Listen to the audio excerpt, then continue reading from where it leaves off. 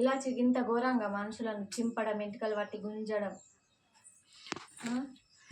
ఎంత అంటే ఇక మా ఇంట్లో మగోళ్ళు లేరు, నా భర్త లేడు, మా అమ్మ లేడు. అంటే మా అమ్మ ఉంది అనుకో ఇప్పుడు ప్రస్తుతానికి, మా ఆయన లేడు, మా నాన్న కూడా లేడు, అంటే ఎవ్వరు లేరు. నా కొడుకు కూడా ఇక్కడ ఉన్నాడు మేడం. గోదర్గంలో ఏదో చేసుకుంటాం మేము, బతుకుతేటోళ్ళం. ఆయన ఉన్నాడని ఏదో బతుకుతానం మేము. ఇంత నా కడుపులో గడ్డలైనాయి, శాతనైతే లే పనికి. అందు గురించి ఆయన ఒక్కడు చెప్తే మేము తినాలి. రూమ్ కిరాయిలు కట్టుడు కాక మేము గీడికత్తే మమ్మల్ని ఇంత అంగడి చేస్తాను మేడం. మస్తు ఘోరంగా తెలుసు. ఆ రోజు అయితే మా బాబాయ్ దగ్గర కురికిన, సిద్ధు బాబాయ్ని పిన్ని తీసుకురాకో. మా బాబాయ్ ఇంటికి పోతే మా బాబాయ్ ఉరికత్తే మా బాబాయ్ని నువ్వెవనిరా, నువ్వు ఎక్కడి నుంచి వచ్చినవరా అని ఇక మా బాబాయ్ని కూడా మస్తు ఘోరంగా తిట్టిందట మేడం. నేను ఇక రానే లేదు, నేను అట్నుంచి అటే పోయినా. మస్తు ఘోరంగా అంగడి ఎన్నిసార్లు మేడం. ఒకసారి అయితే అలా అగ్గి పెట్టిండు అక్కడ కొరకకు. మేము ఆడికి కూడా సపరేకున్నాం. పోని తాగి ఉన్నాడు, నీళ్ళు పోతే చల్లారిందని సపరేకున్నాం. కారు అడ్డడం పెట్టడం, ఊకి ఇటు నుంచే స్పీడ్గా తీసుకోవడం మేడం. కానీ ఇంతంత రోడ్డుకు పిల్లలకి ఏమన్నా అయితే బయట ఉంటే పిల్లలు ఉంటాం, మేముంటాం.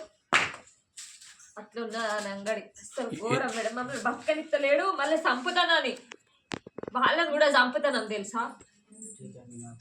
వాళ్ళని కూడా చంపుతా, నరుకుతా, మీరు కరెంట్ ఇస్తే, మీరు సాక్ష్యం చెప్తే, మీరు ఏమైనా చెప్తానని ఎవ్వరు చెప్పడానికి వస్తలేరు. ఎస్ఐ 2 సార్లు వచ్చిన కూడా ఎవరు వస్తలేరు చెప్పడానికి సాక్ష్యానికి. అంత భయపడతాను. ఎందుకోసం చేస్తుంది ఇదంతా మిమ్మల్ని టార్గెట్ చేసి? అదే తెలియలేదు మాకు, అదే తెలియడం లేదు. అంత ఎందుకోసం అంత తెలిసి ఉంటుంది కదా, ఎందుకు దేనికోసం?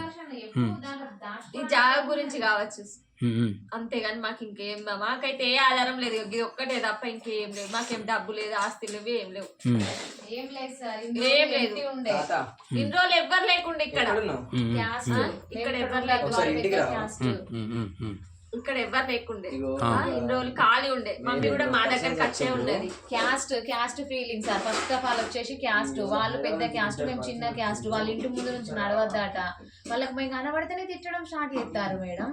వాళ్ళ వీళ్ళు పాపం అని మాకు ఛార్జింగ్ పెడతారు. అప్పుడప్పుడు వెళ్తాం కదా వాళ్ళ ఇంటి ముందు వీళ్ళు అన్నమాట. వెళ్ళేసరికి క్యాస్ట్ ఫీలింగ్, కులం కులం కులం, ప్రతి దానికి క్యాస్ట్ నే ముందర తెచ్చి పెడతారు. మేము వాళ్ళ ఇంటికి పోతలేం కదా, నీడ కూడా వాళ్ళ ఇంటి మీద పడతారు. అట్లాంటప్పుడు ఎందుకు అంటారు వాళ్ళకి?